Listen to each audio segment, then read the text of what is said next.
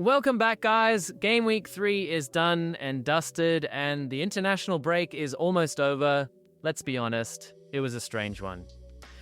A week where some players absolutely went off, while others, including a fair few in my own team, decided they'd rather take the week off. Classic FPL. Now, my own points tally wasn't exactly one for the history books, but that doesn't mean we can't learn from what actually happened across the league, because this week we really saw some patterns starting to form. Certain players are finding consistency, others are just flashing for one game, and this is exactly the time of year when managers start to panic, make rash transfers, and usually regret them 2 weeks later.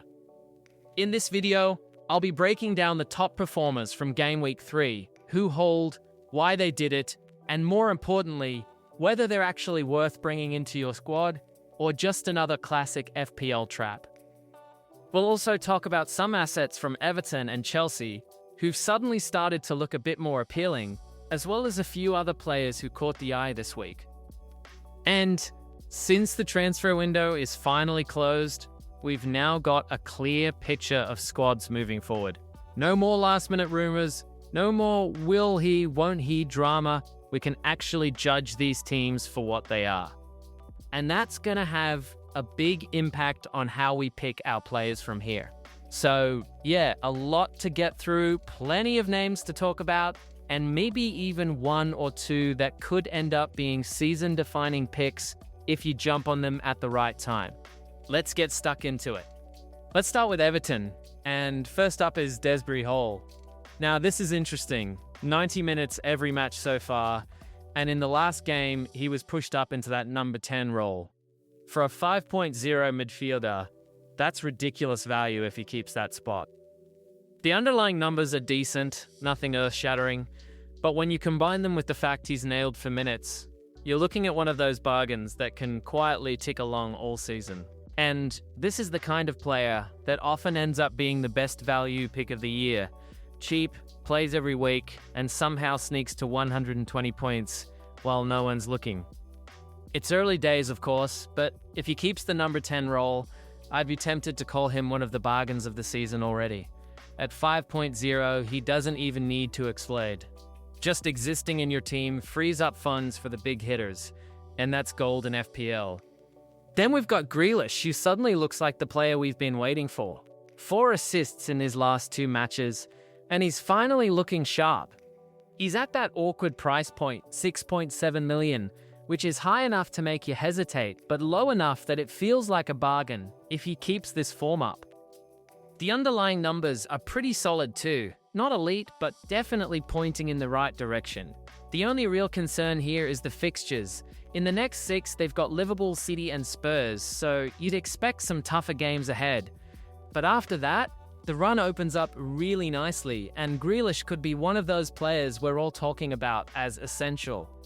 That being said, if you've got the luxury of making transfers for fun, then fair play.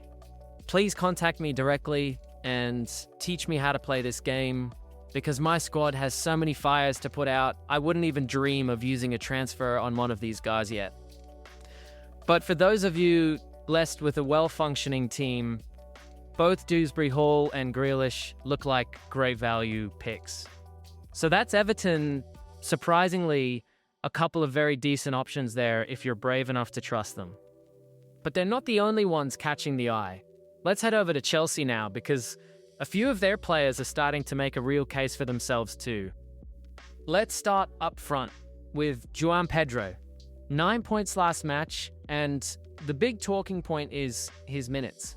With Delap out injured, Pedro's looking nailed, and that's exactly what we wanted to see. Because we already know the talent is there. He's got technique, pace, a bit of flair, and even a decent header on him. Now, I will say, some of his early points feel a little fortunate, nicking goals off corners and set pieces. Not exactly the kind of thing you can rely on every week. But the fact remains, he's Chelsea's main striker, and you can get him for 7.7 million. Over the course of the season, that feels like very solid value. If he keeps these minutes, he's going to tick over nicely. and the ceiling's definitely there for bigger hauls too. In short, a good option, and maybe even better value than he's getting credit for right now. Then we've got Enzo Fernandez, and honestly, this one surprised me. 2 goals and 2 assists in the last 2 games, and to top it off, he's been on penalties. Not many people saw that coming. Normally you'd rule him out straight away FPL, because he usually sits deeper in that double pivot role. That's not where you want your midfield points coming from. But with Caicedo holding things down at the back, Enzo's clearly been given the freedom to get forward. And we shouldn't forget, this is an attacking player at heart. For Argentina, he plays on the front foot, he makes runs into the box, he's not just a sideways passer, and now we're seeing some of that in the Premier League. So suddenly, at his price, you've got a player who looks nailed, has pens, and is actually getting into attacking positions. It's still early days, could easily just be a purple patch, but if you want to take a punt on someone with upside, Enzo's a lot more interesting than he was 2 weeks ago. And finally, a quick word on the Chelsea defense, because it's been quietly impressive. Sanchez in goal looks like a steady, budget-friendly option. Cucurella's been doing a job and even picking up a few bonus points here and there. And if you really want to be bold, there's Malo Gusto, who's been solid as well. The fixtures coming up are a bit of a mixed bag, but if you're looking for value in defense, you could do a lot worse than doubling up on Chelsea.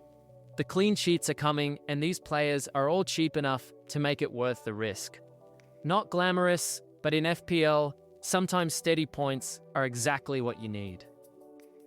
All right, let's move on to Crystal Palace, because they've quietly been one of the most interesting teams so far.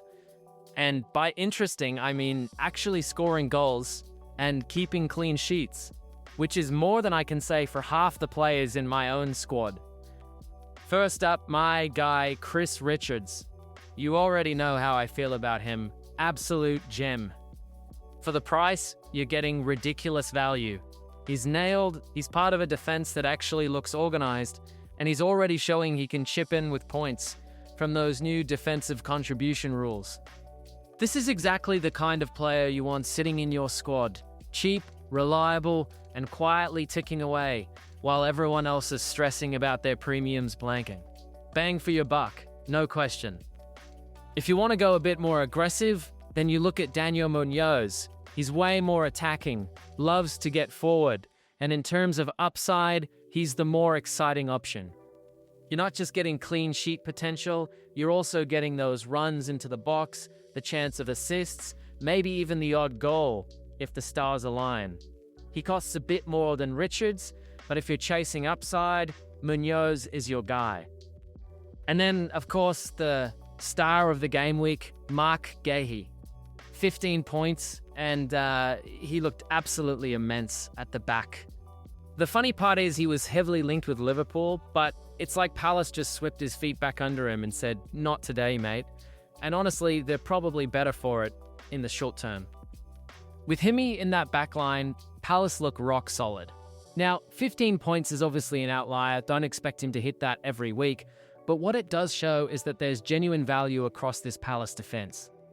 Whether you want the steady budget option in Richards, the attacking upside of Munoz, or the all-round solidity of Guehi, there's a case to be made for all three. Not bad for a team most people wrote off before the season started. Moving further up the pitch, there are really only 2 Palace options I'd call reliable at the moment. First, Jean-Philippe Mateta up front. We already know what you're getting here. He's strong, he's awkward to defend against, and he's on penalties, which in FPL is basically a cheat code. Every time Palace get into the box, there's a chance he walks away with points. He's not the most glamorous striker in the game, but you don't need him to be.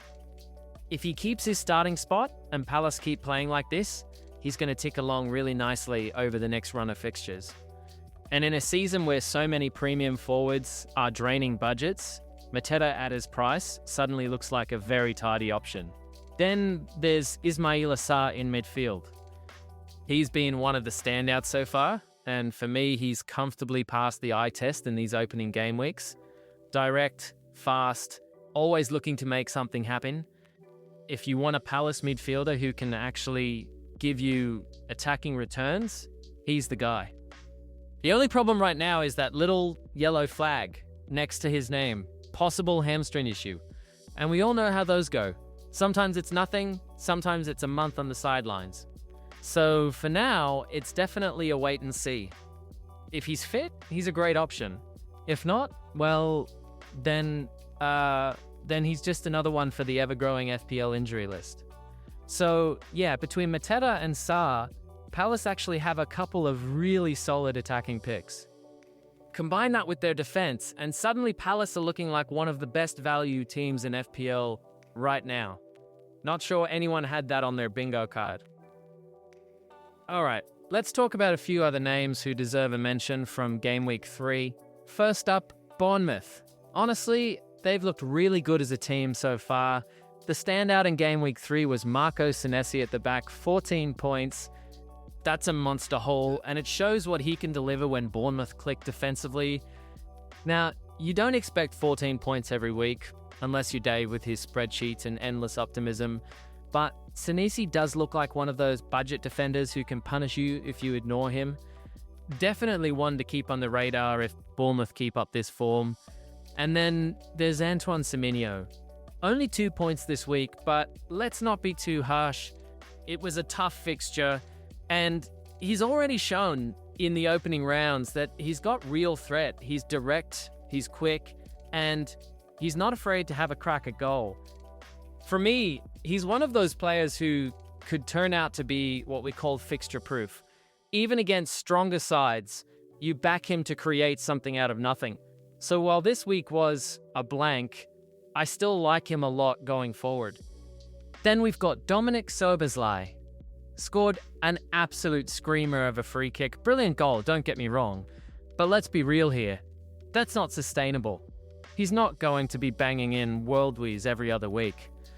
And to make matters worse, at the moment he's being used as a right back. And in FPL, he's classed as a midfielder. That's literally the worst combination possible. We want it the other way around. Attacking midfielder classed as a defender. So for now, Szoboszlai is more of a highlight reel player than a serious FPL option. Great to watch, not so great for your points. So yeah, Bournemouth assets like Senesi and Semenyo are definitely worth a look, but don't get carried away chasing one-off screamers from midfielders playing fullback. That's a shortcut to pain. And that just about wraps it up for Gameweek 3's top performers and the ones to watch going forward. Some genuine bargains starting to appear, a few players who look like they might actually be consistent, and of course, the odd flash-in-the-pan performance that tempts you into making a transfer you'll regret 2 weeks later. Classic FPL. So, the big takeaway here is not to panic. It's still early in the season, and while a couple of names like Dewsbury-Hall, João Pedro, and even Richards look like they could be really solid value, you don't need to tear your team apart just to chase points. Patience usually wins out. Well, unless you're me, in which case patience normally just leads to more red arrows. Anyway, if you enjoyed this one, make sure to hit the like button, subscribe to the channel, and turn on notifications so you don't miss the next video. And let me know in the comments, which of these players are you actually considering for your squad? Or are you like me, too busy putting out fires to even think about luxury transfers? Always keen to hear how everyone else is coping or not coping. Cheers for watching, and I'll see you in the next one.